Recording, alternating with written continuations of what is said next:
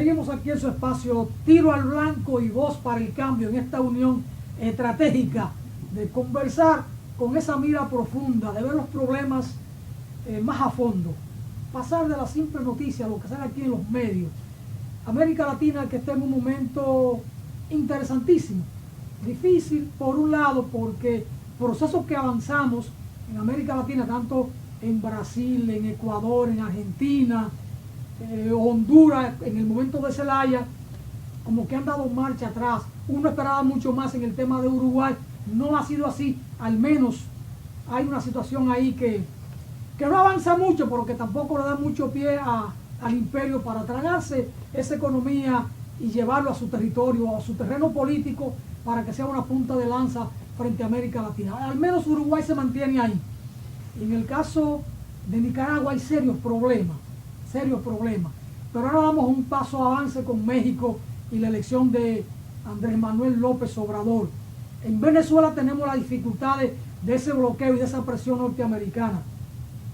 Hay nuevas perspectivas para América Latina con México. Hay nuevas esperanzas. López Obrador ha dicho que va a frenar la corrupción en México, que va a disminuir los gastos en el Estado al servicio de los funcionarios para que sean bienes o recursos que puedan ir a mejorar las condiciones de vida de los trabajadores. Ha habido un abrazo de López Obrador con Nicolás Maduro y le ha dicho a Venezuela que cuente con nosotros. ¿Qué podrá pasar desde México? ¿Qué podrá pasar con López Obrador? ¿Le permitirán gobernar de acuerdo a la mira que él tiene? ¿Cuáles son los desafíos de López Obrador y del México de hoy? Y más con la situación que tiene ahí de los miles de migrantes de Centroamérica que están en México frente al muro ahí para intentar entrar a Estados Unidos. Hay una situación bastante compleja. Y la situación de violencia en México, narcotráfico, sicariato, corrupción, todo esto le espera a López Obrador porque lo tiene servido en la mesa. Yo quisiera de Narciso una reflexión y lo propio, una mirada desde Puerto Rico a ese mismo cuadro en la voz de José Rivera Rivera. Le planteo ahí el desafío y le sirvo el plato. Hay un poco de mangú con salami. Mira, decía nuestro querido amigo y camarada Luis Suárez Salazar, que es un estudioso de América Latina. Amigo de nuestro espacio, aquí lo hemos tenido. Sí, sí. Que en América Latina se ha movido en grandes ciclos de lucha. El ciclo que inició la Revolución Cubana en el siglo XX, al final de la década de los 50, no ha concluido. En el marco de ese ciclo se han dado, en mi valoración, 4 oleadas. La que inicia Cuba, con todas esas luchas guerrilleras, confrontaciones. Luego viene como un declive, viene Suramérica, el caso de Allende, las resistencias armadas en el Cono Sur, descienden tanto. Viene Centroamérica, el istmo se estremece con la revolución sandinista de El Salvador. Y la cuarta la inicia México, con el levantamiento zapatista, pero ahí se ensambla con Chávez y Venezuela, en un espacio territorial con mucho más posibilidades, porque fue el norte de Sudamérica. Lógicamente el imperio ha actuado contra esos procesos de independencia, porque marca el tema, la lucha tiene un componente de lucha por la soberanía, por la autodeterminación hacia un proyecto propio. Hay diferentes propuestas dentro del proyecto propio, pero eso desata la ira del imperio, que además entiende que este continente como su patria transversal. Eso es así. Entonces, no nos debe sorprender lo que está pasando. Lo que ha pasado en el caso de esta cuarta ola es una contraofensiva feroz que tiene presiones terribles en Paraguay, con el tipo de golpe que dieron, el golpe constitucional, el golpe blando, le dicen no son tan blandos. En Honduras 2 veces, con el tema de Zelaya y luego con el tema de la victoria electoral reciente. Macri, Brasil, la intensa contraofensiva. Pero ¿qué acontece? Que esos procesos, yo creo, si han tenido algo de debilidad, es que no han ido al fondo de las transformaciones estructurales, a enfrentar el capitalismo dependiente, a un proyecto de transición revolucionaria, con sus particularidades. Entonces se hacen vulnerables de alguna manera, pierden determinada legitimidad o respaldo, y el imperio aprovecha la situación. Yo creo que lo de México da un oxígeno nuevo, porque indica que está en movimiento el continente. Una ola muy fuerte contra reforma, contra revolucionaria, muy fuerte. Y en medio de esa ola, un país de la importancia de México da una señal de proceso hacia la autodeterminación. Ahora, México, López Obrador tiene que esperar, y el movimiento mexicano que viene, la reacción contra ellos, eso no por dónde. Yo creo que el discurso, sobre todo el discurso del Zócalo de López Obrador, es un discurso fresco, esperanzador, donde el tema de su relación con el pueblo, el rol del pueblo, lo está presentando, y ha tocado algunos temas neurálgicos.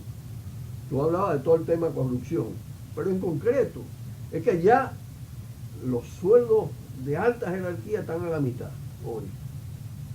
Todo ese tema de gasto superfluo está suspendido. Pero no es solo eso, es que él dice no a los transgénicos. Vamos a recuperar la industria petrolera, vamos a recuperar la empresa eléctrica nacional, estatal. Eso le da, se acabó la era del neoliberalismo, eso no es cualquier cosa.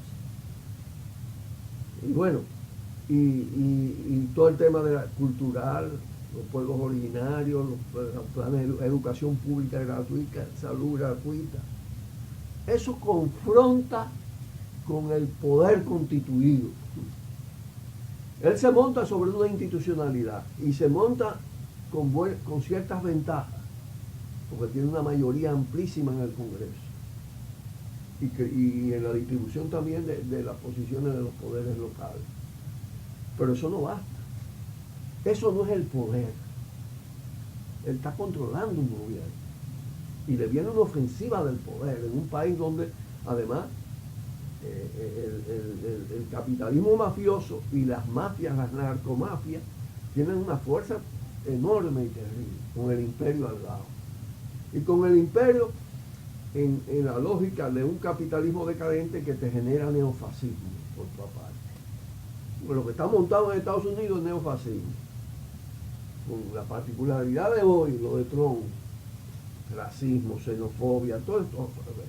Eso le sabe a diablo al imperio de alguna manera. Se van a manejar inicialmente diplomáticamente, todo esto. Entonces, López Obrador, y con esto queda importante la opinión de José, López Obrador debe aprender la lección de lo que pasa en el continente. Esos procesos no se pueden quedar a medias. Si se quedan a medias lo devoran. Es lo que pasó en Argentina, es lo que pasó en Brasil. Además se degradan en el marco del sistema. Él está tomando una serie de medidas para prevenir corrupción, incluso está tocando el tema cultural de la corrupción. Él habla de hablar todos los días desde el Palacio Nacional, pero ahí lo que viene es una confrontación, y lo que va a venir en todo el continente es una confrontación. Lo que está pasando en República Dominicana va camino hacia eso, porque este tipo de dictaduras constitucionales, corruptas, mafiosas, es insoportable para estos pueblos, y tenemos que dar esa pelea. Definitivamente yo concuerdo completamente con lo que expresa el compañero Narciso, pero nosotros tenemos que mirar un poco más allá. O sea, toda esta situación que el pueblo mexicano transmite al mundo cuando en un proceso electoral dice: esta es la persona en que nosotros confiamos para liberarnos de toda esta opresión, de todos los efectos de ese sistema nefasto que es el capitalismo, que es el neoliberalismo. La esperanza la ponemos en la acción de este hombre y la gente que lo acompaña en este proyecto que él nos dijo, de esas 100 promesas que él nos hizo.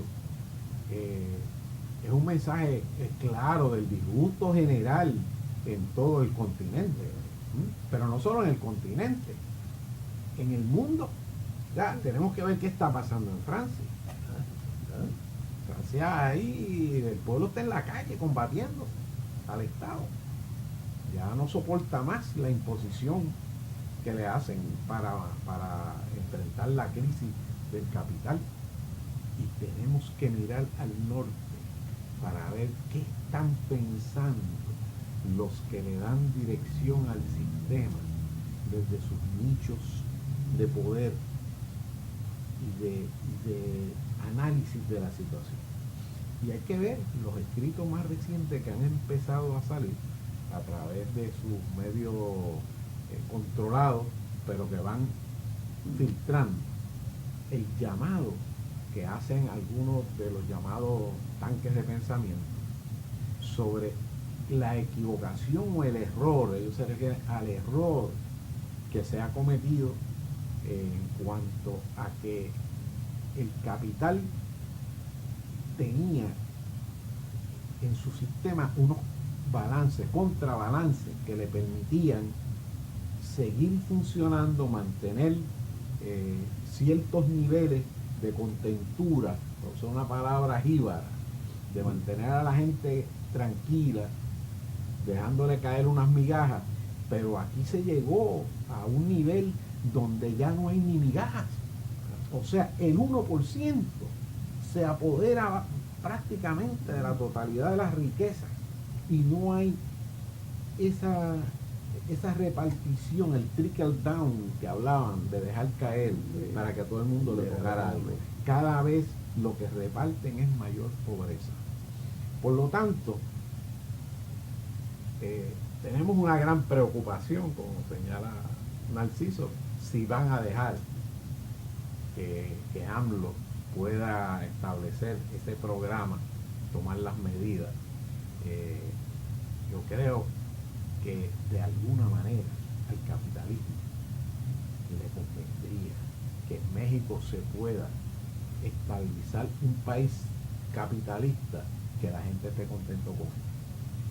Tenemos que observar cómo es que se va a dar ese proceso y esas reacciones que podría tener inmediatamente una reacción contraria de parte de los intereses del narcotráfico, de los grandes intereses mexicanos, de los Carlosín de la vida, frente a tratarlo, pero que hay unos poderes que están por encima de esos poderes nacionales, que son los que están vigilantes para que el sistema no colapse. Así que es algo que tenemos que ir mirando. Es interesante ese enfoque también, porque yo creo que obliga necesariamente a pensar en las vías de sobrevivencia del capital. El capital, Narciso, no piensa en eso. El capitalismo de hoy es muy voraz. No, eso es lo que iba a decir. Pero ahora se está autodestruyendo. Claro. Pero es que la dinámica... Ellos no piensan en eso. Sí, ellos se van a ir para Marte a vivir.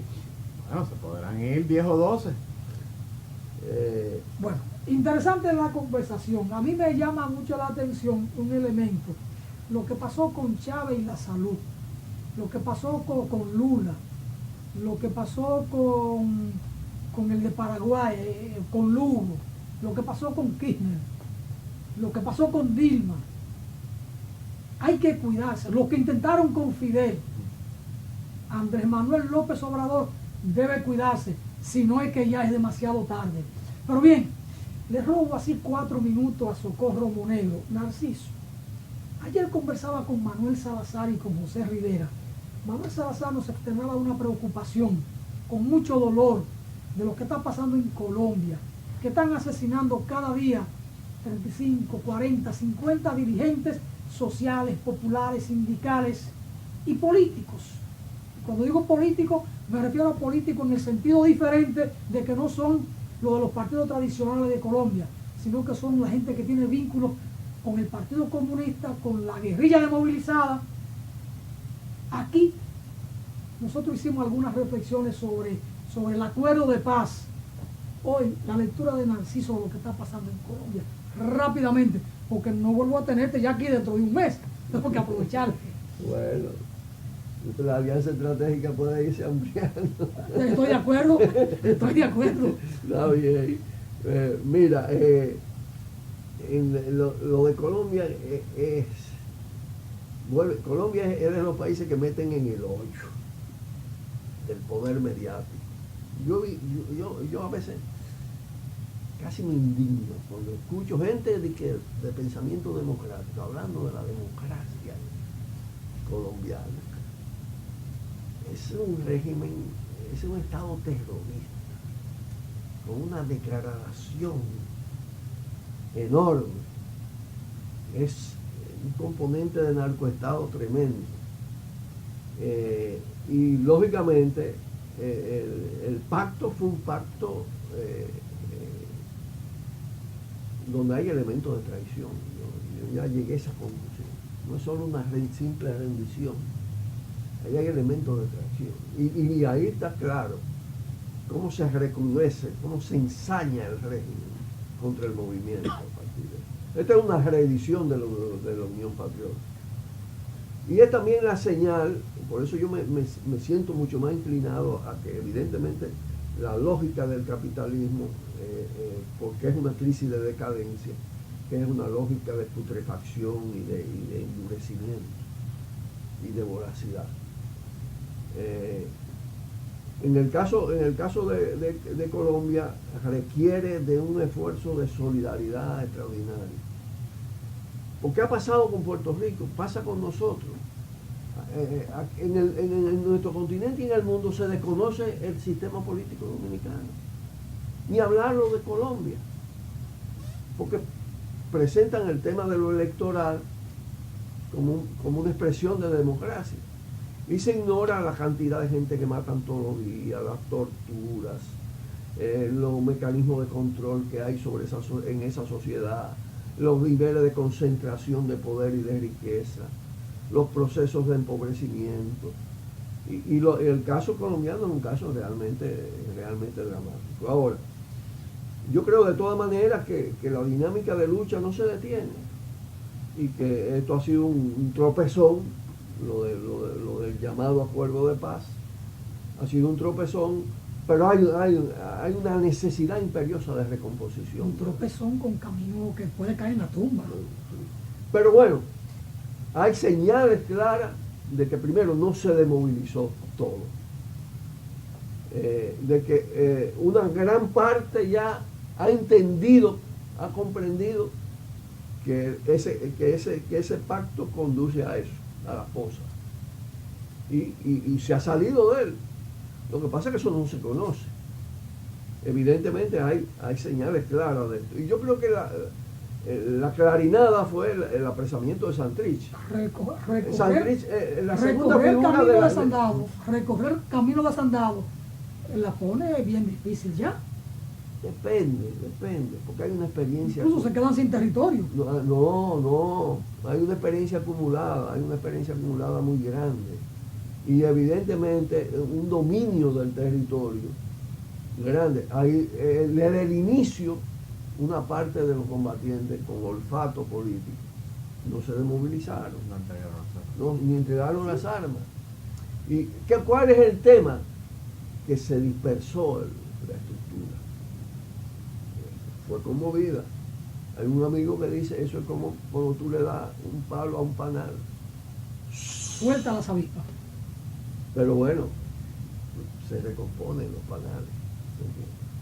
Y más cuando el problema es debido a muerte. Porque ¿cuál es la otra que tiene? No tienen otra. Yo creo que era una respuesta esperada, porque sabíamos las experiencias pasadas, le decían a los combatientes colombianos que una vez bajaran las armas se estaban exponiendo totalmente. Y mucho más cuando van a un proceso electoral y la izquierda, a través de su apoyo a Petro, deposita 8 millones de votos en las urnas. Hay que pararlo. ¿Y cómo lo van a parar? Bueno, pues la base que permite que ese trabajo que lleva al pueblo a empezar a tomar el rumbo, de tomar control, hay que paralizarlo. Así que hay que defender. Solidaridad hoy con Colombia. Bueno, yo creo que el centro está en la matazón. Hay que reaccionar frente a él. Yo creo que podemos ver incluso Puerto Rico, República Dominicana, una actividad significativa de solidaridad con Colombia, aparte de que tiene que ser una línea de solidaridad. Yo pienso que es imprescindible. Y eso obliga a reanimar, recomponer, recrear los mecanismos de solidaridad internacional de las organizaciones sociales, populares, revolucionarias, en los diferentes niveles. Porque ha habido una tendencia a la introversión del movimiento en los procesos nacionales en los últimos tiempos. Debe ser una estructura permanente, claro, que esté todo el tiempo atendiendo el asunto de la solidaridad y con la conciencia de que los medios de comunicación van a bloquear el conocimiento necesario alrededor del mundo para que no sepan verdaderamente qué está pasando allí y allí en el país nuestro y en los demás países. Así que es un trabajo que a nivel internacional que tiene que establecer una estructura permanente y apoderarse de cómo manejar efectivamente los medios de comunicación a nivel nacional. Y todo el tema de las redes, por ejemplo, hay que reanimar, relanzar el movimiento continental bolivariano, que tuvo una implantación significativa en 21 países, incluso en Europa, y esos vínculos están ahí. Eso fue estremecido por la situación de Colombia, como se jugó un rol muy importante en un momento que necesitaba la FARC una solidaridad. Hay un proyecto nuevo, relativamente nuevo, que es el Internacional Guevarí, que está activa en las redes, que está haciendo acciones de solidaridad, enfrentando diferentes problemas. Todo eso hay que irlo haciendo confluir y hay que verlo, como tú decías, hay que salirse también del continente, hay que ir hacia el tema de la internacional, de nuevo tipo, naturalmente, la internacional anticapitalista, antiimperialista, porque es una necesidad imperiosa. Bueno, mientras tanto, José Rivera, aquí tenemos también una trinchera pequeña, pero una trinchera mediática, en Voz para el Cambio, en Tiro al Blanco, hay otros espacios. Lo que tenemos que articularnos y fortalecer la alianza estratégica, Narciso, entre Voz para el Cambio y Tiro al Blanco. José, muchas gracias por estar con nosotros en esta intensa jornada de 3 días, muy intensa, José. Gracias a ustedes por darme la No te dejamos descansar. Gracias por darme la oportunidad. Para mí ha sido un privilegio poder estar con ustedes aquí, poder compartir todos estos momentos. Y Manuel Colón aclaró anoche que no se trata de una venganza, porque cuando fuimos a Puerto Rico en el 2014 nos metieron en una jornada intensísima que empezaba a las 7:30 de la mañana y terminaba a las 12 de la noche. Pero eso es bueno. Lamentablemente yo no puedo ir a Puerto Rico. Conocí a Puerto Rico en el 61. Me sacaron de aquí en un momento determinado a raíz de la lucha antitrujillista. Estuve un mes fuera. Me quería llevar, mi papá estaba trabajando en Nueva York, me quería llevar para allá, yo me regresé. Recuerdo esos días, había un exilio dominicano muy combativo en Puerto Rico, pero estoy penalizado, no puedo ir a Puerto Rico, bueno, prácticamente tengo una ficha de Interpol todavía arriba. Pero trabajaste en Puerto Rico vendiendo gasolina, en una estación de gasolina. Un buen Tenemos que ir, Narciso, muchas gracias. José Rivera, muchas gracias. Socorro Monegro, un abrazo desde acá. Hasta mañana.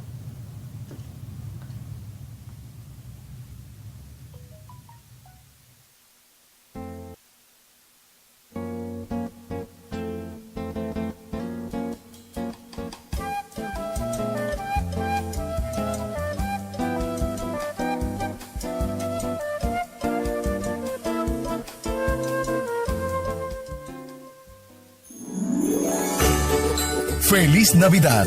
Les desea Telecanal 28.